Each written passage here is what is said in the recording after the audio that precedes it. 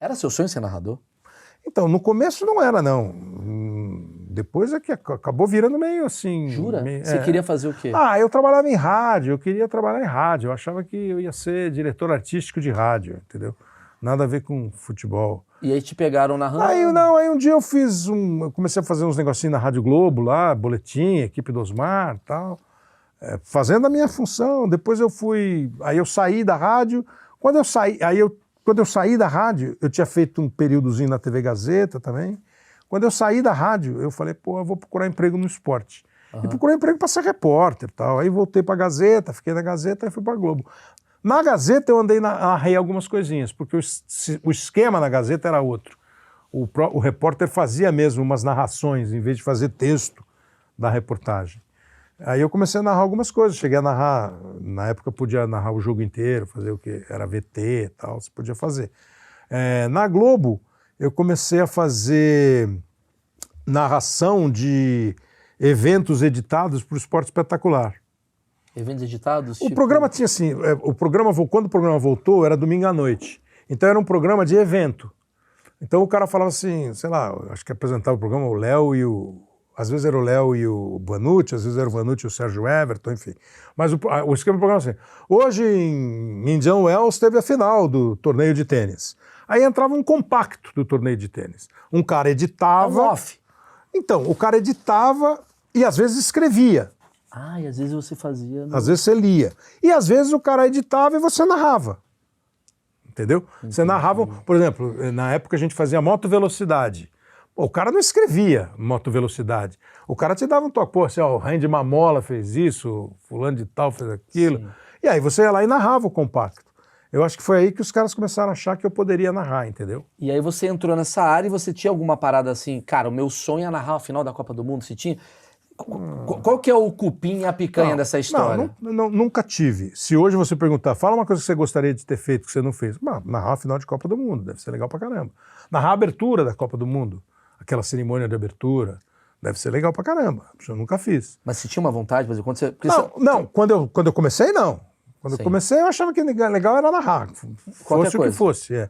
Porque assim, você falou do futebol, eu comecei mesmo para valer narrando outros esportes. Eu ia chegar nisso. O que rolou mais para mim foram outros esportes e eu acho que é por isso que eu acabei indo pro futebol. Ficando porque o futebol era o creme de la creme da Globo. Porque o futebol tinha o Oliveira Andrade que narrava basicamente futebol.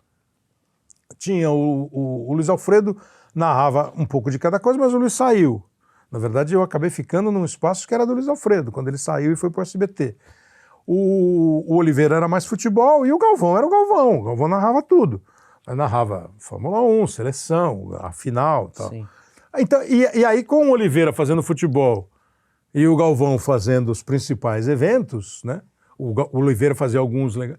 Acabou, para mim, sobrou, sei lá, futebol de areia, vôlei de praia, boxe, tênis... Algumas corridas, eu comecei a fazer corrida nessa, porque o Oliveira fez pouca corrida.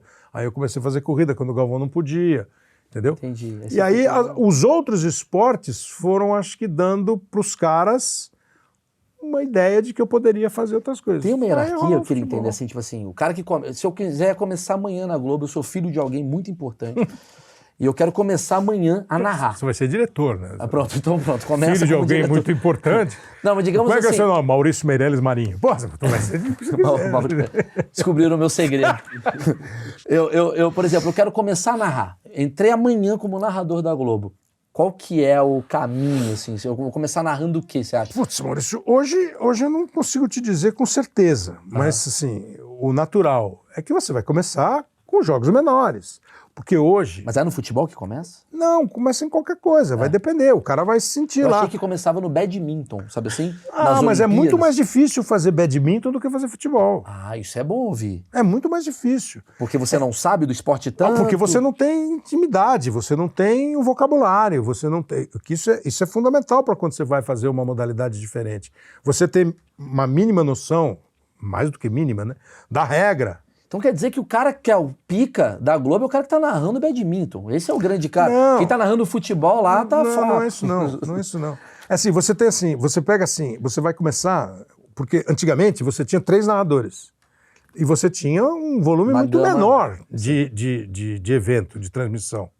Né? Claro. Era muito menos, né? Depois você passou a ter um canal só de esporte. Hoje você tem... Especializado nisso. Pô, hoje você tem quantos, né? Tem vários. Band Esportes, 3 Sport TV. 4, 5 ESPN, 3 Sport TV. Fox TV, não sei o quê. Então, tem um monte, né? Tem Esportes. Então tem um monte. E alguns 24 horas de esporte. Então você começou a aumentar. Eu acho que quem começou isso na TV foi o Luciano Luciano do Vale, abrindo na Bandeirantes. Handball. Abrindo um leque de modalidades. Possibilidades. Né? Trazendo coisas novas. Trazendo NBA, sinuca, futebol americano, Fórmula Indy, né? O vôlei. Popularizou o vôlei na televisão e tal. E isso, evidentemente, quando você tem 1, 2, 3 canais que fazem esporte 24 horas por dia, quanto mais evento você tiver. Então você vai pegar, por exemplo, você transmitia um jogo por semana, 2. Hoje você transmite 20. Você tem 10 jogos na Série A, 10 jogos na Série B, os 20 tem transmissão. Sim. Então você vai ter que ter pelo menos 12 narradores, 10, 15, 100, sei lá. Pô. Sim. Então assim, é claro, você vai pegar o cara que está começando, que está mais cruzinho, que está mais sendo uma possibilidade, o cara vai fazer um jogo da Série B, um Premiere, uma coisa, entendeu? Um pay-per-view lá, sei lá. Agora, o cara não vai fazer a final do campeonato. Não, isso tudo né? bem, isso dá para compreender. E aí você vai perceber quem tem ou não tem competência, talento, jeito para fazer mais do que uma modalidade. Porque o que eu disse, tem grandes narradores que viveram só no futebol. Sim. Ou no vôlei, ficou ali. Acho que assim, acho que no vôlei mesmo. Mas, por exemplo, o Eusébio Rezende, que é um baita gente boa e um narrador super correto. O Eusébio hoje é uma voz do tênis. Isso. Igual o outro lá é do basquete, que tá bombando agora, lá, eu esqueci o nome do cara. O Rômulo? Rômulo. Então, o Rômulo saiu da ESPN e foi pro Prime, né? Porque eu tô lá também, no Amazon Prime. Né? O Rômulo faz o basquete lá, mas faz futebol e tal e coisa. Sim. Mas ele talvez tenha se popularizado, ganhou o status que ele tem hoje, acho que com o basquete e com o vôlei, que ele fez acho que numa Olimpíada, que ele foi bem no vôlei e tal. Mas assim, isso acontece, você tem que saber. Eu acho que hoje os caras têm que estar mais bem preparados para fazer outras modalidades do mais que plural, né? lá atrás.